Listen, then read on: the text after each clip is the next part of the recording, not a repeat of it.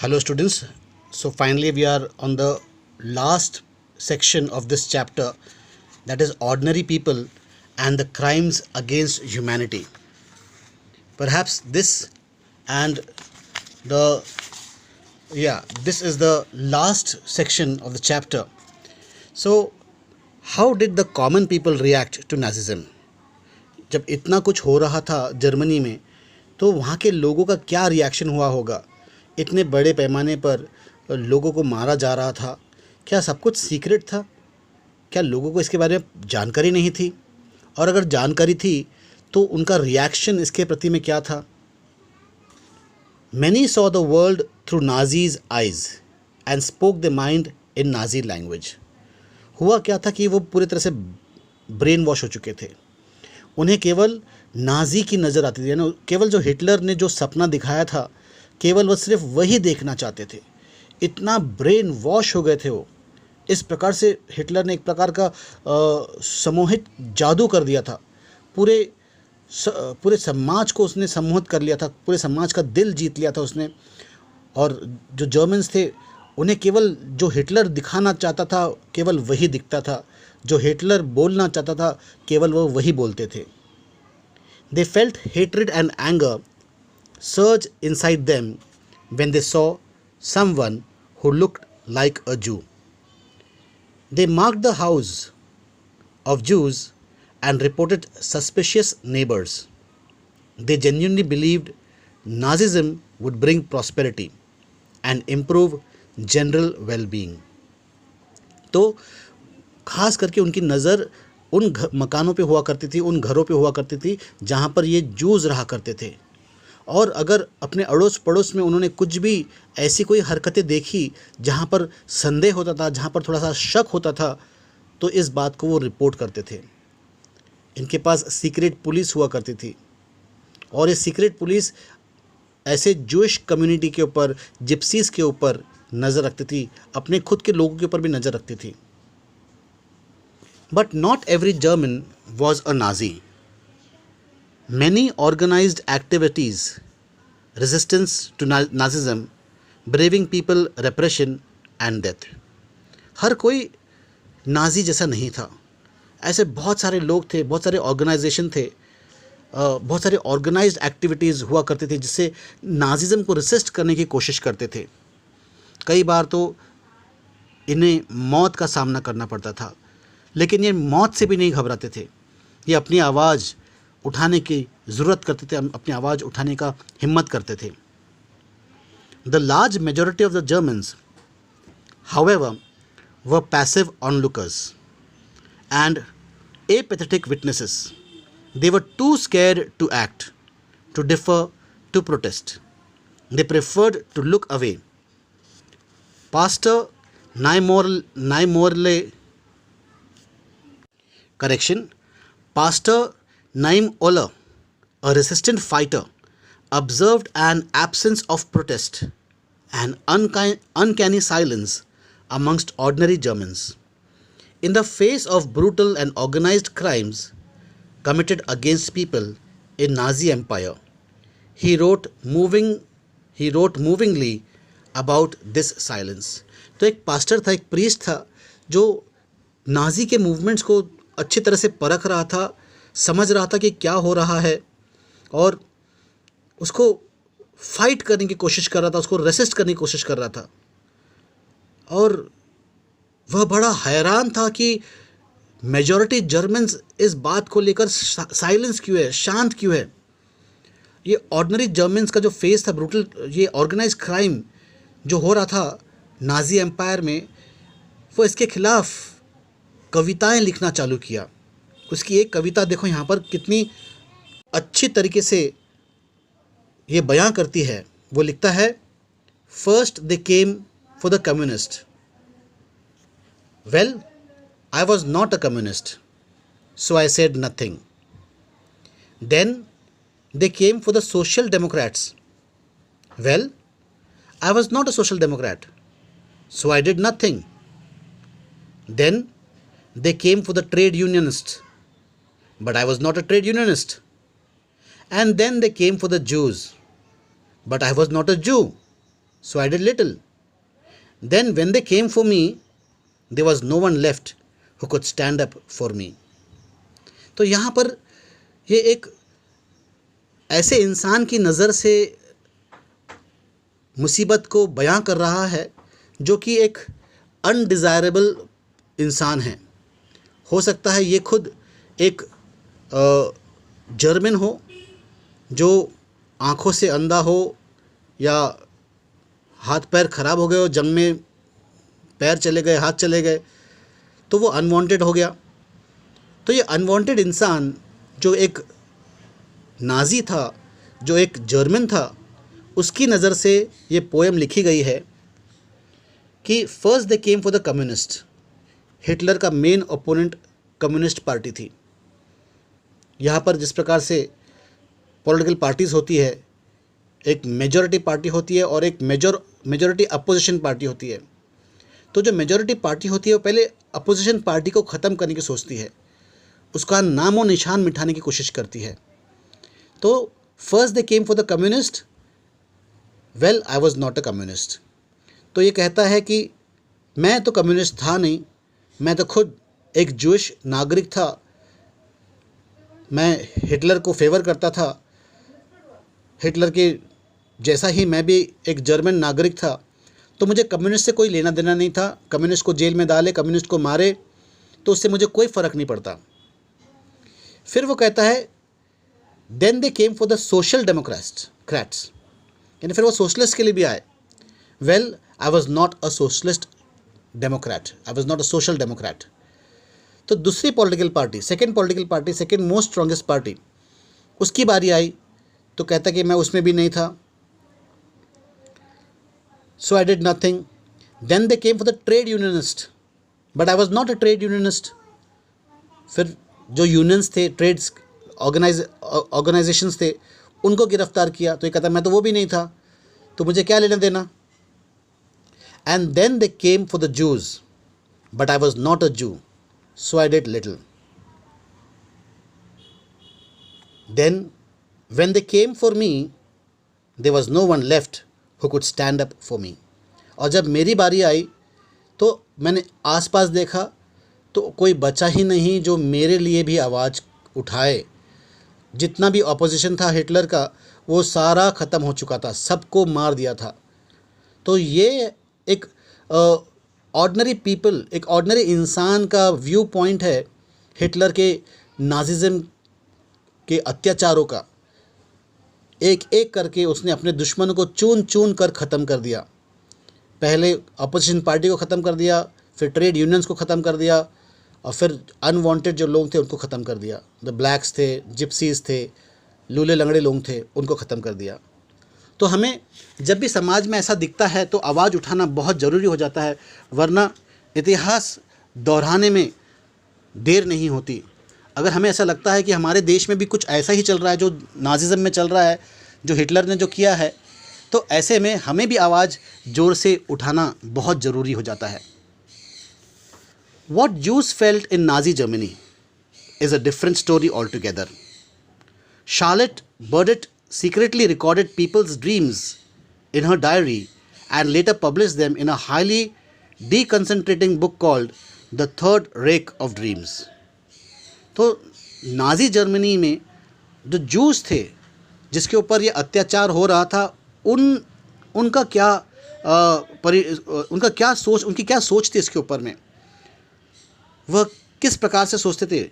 जब जिसके ऊपर इतना कुछ हो रहा है तो डर तो लगता ही होगा ना उनको।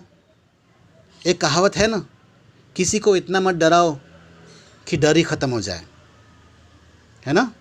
अगर आप किसी को बार बार एक ही बात से डराओगे तो उसके मन से डर निकल ही जाएगा, बोलेगा जो होगा सो देख लेंगे, चलो कर लेते हैं। So what Jews felt in Nazi Germany is a different story all together. Charlotte Beradt secretly recorded people's dreams in her diary and later published them in a highly deconcentrating book called The Third Reich of Dreams. She described how Jews themselves began believing in the Nazi stereotypes about them. तो वह कहती है किस प्रकार से जो juice थे वो हिटलर के प्रभाव में आ गए और उन्हें लगा जो हिटलर कर रहा है उसमें क्या गलत है, हिटलर जो कर रहा है वो सही कर रहा है। उन्हें ये एक प्रकार से इतना ये भी ब्रेन वॉश हो चुके थे कि उन्हें हिटलर के कुछ करने में कोई गलती दिखाई नहीं दे रही थी। They dreamt of their hooked noses, black hair and eyes, Jewish looks and body movements. तो हिटलर किस प्रकार से जो गिजरी आंखों वाले को, यानी ब्लू आइज, नीली आंखें वालों को, सुनहरे बाल वालों को, तीखी नज़र नाक वालों को, अच्छे चिजल्ड फीचर्स वाले को, इनको वो एक बहुत बड़ा दर्जा देते थे कि ये जो है ये भगवान ने इनको खास भेजा हुआ ये इंसान है, भगवान के चुने हुए इंसान है और इन्हें दुनिया पर राज करना है। तो ये अपने आप को देखते कि इनकी लंबी लंबी दाढ़ी, काले घने बाल, थोड़ी सी हुक नोज़, टेढ़ी सी नाक, तो अपने आप को सोचते कि वाकई में जो हिटलर बोल रहा है हो सकता है वो बात सही है। The stereotypes, typical images published in the Nazi press haunted the Jews. They troubled them even in their dreams. Jews died many deaths even before they reached the gas chambers. तो बार बार पेपर में इनके बारे में जो जिस प्रकार से image आते थे, छापते थे, अगर आप किसी एक समाज को बताएंगे कि तुम आतंकवाद हो, तुम टेररिस्ट हो, तुम देश के गद्दार हो, तुम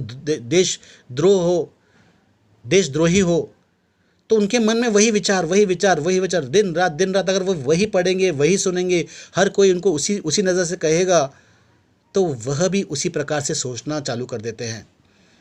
दिल में वो होते वैसे नहीं हैं, लेकिन हम उन्हें ऐसा बना देते हैं। तो इसी प्रकार से ये बार बार ऐसे खौफनाक सपने देखते थे कि मानो रोज़ एक नई मौत मरते थे। वो एक असली मौत से पहले, गैस चेंबर में मरने से पहले ऐसे कई बार वह एक मौत मरते थे और फिर सुबह फिर जाकर एक नया ज़िंदगी जीने की कोशिश करते थे। Knowledge about the Holocaust.